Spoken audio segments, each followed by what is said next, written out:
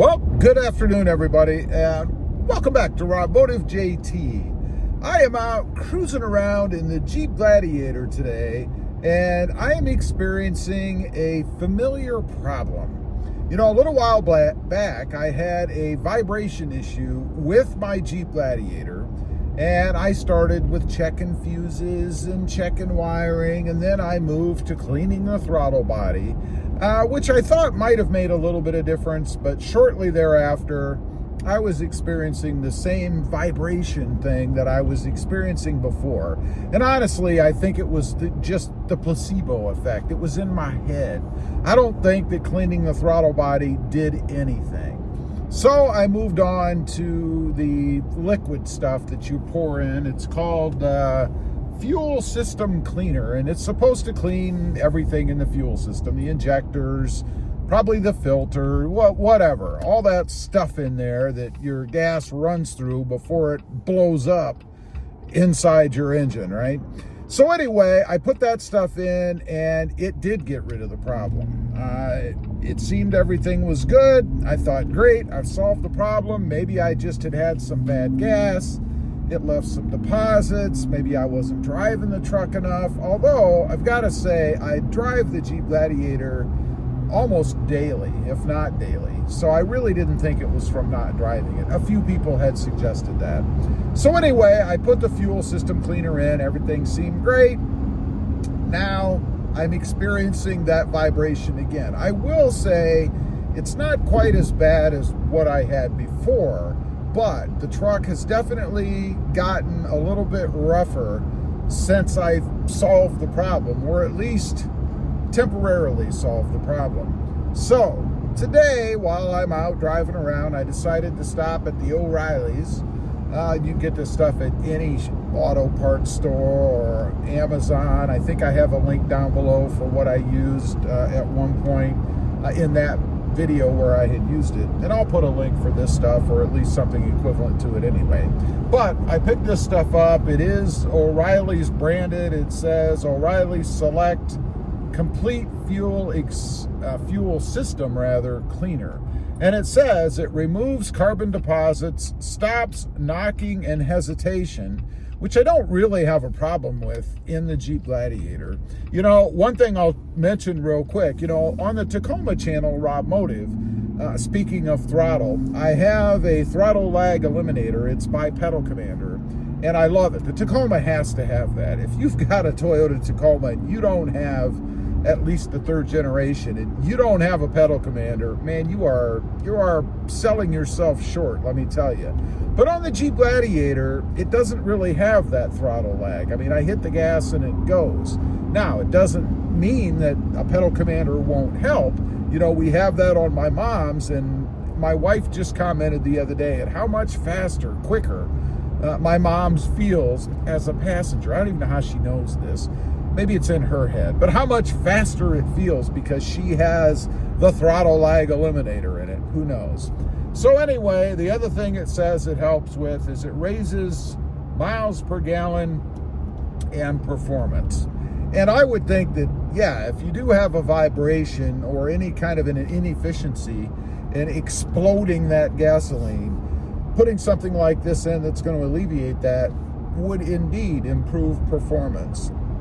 Now, let me say, as far as fuel economy goes, I'm going to pull that up as soon as I can find it here on my display. I'm going to pull that up here and let you guys know, what am I getting? Well, I'm getting a whopping 13.8 miles per gallon. So mark that in this video, or at least remember it. I'm going to try to see if putting this stuff in does give me some sort of miles per gallon increase. Frankly, I didn't notice it last time I did it, so I don't really expect to notice it this time, but you never know. Now, another thing that I want to mention about this stuff, because I was curious about it myself, you notice the long neck on these bottles. And this may be a crazy thing, but the first time that I got this, I wasn't sure that it would actually clear that little flap. You know, there's a little backflow preventer in the neck of your gas nozzle or your gas tube, whatever you want to call it. It does clear it. It's not an issue. So what I would do with this, and what you're supposed to do with it, is when your tank is almost empty, go ahead and dump this stuff in at the gas station just before you fill it up. That way, it's sitting in your tank. When you're filling it up, it's going to mix it around as part of the process of putting gas in, right? That's the best time to do it. And then they tell you to not put any gas in again until you're almost empty. So in other words, you want to run as much of it through with full strength as you can without diluting it by putting more gas in. And I think that can be a mistake that people make, is that you don't run enough gas through it or let the product do its thing. In other words, if you're like me, I never let the gas typically get below a half a tank. I always go to the gas station and fill up as soon as it hits half a tank. You should not do that with this product. Make sure you run it through. So what do I expect? Well, given my experience with the last time, or the first time, it's actually the only time I've ever done it, I expect the vibration to go away and to have a nice smooth running Jeep Gladiator like I did before, particularly in the Sport S that I had before. And I have no reason to believe it won't. It seems to me that for some reason Jeep has a problem with buildup. I don't know what it is. I don't know why. Maybe it's the design, the shape of the internal parts. They tend to provide an area for gummy stuff to grab onto. I don't know what it is. I'm not an engine engineer or a motor engineer or any engineer, but it just seems to me to be predominant in Jeep. I have had other people comment on the channel about having the same issue, and I don't know if you can see it now. I don't know if there's really anything to look at, but it is vibrating a little bit right there at the stop. So anyway, I think it's some sort of inherent problem with the Jeep Gladiator, that the Jeep engine, the V6, naturally aspirated. I'm sure anybody out there who has the turbo or maybe a four-cylinder, do they even make a four-cylinder Gladiator? Y'all have to check. I'm not sure. I don't think I even know that. Leave a comment. Let me know. Do they make a four-cylinder Gladiator? Maybe the turbo. I'm not sure. But anyway, highly recommend doing that if you have the problem. The cost of this is $8 and some cents. So if it fixes it for a couple of months, so be it. And I think what I'm going to try to do is get into the habit of adding one of these maybe once a month, no more than once every 2 months.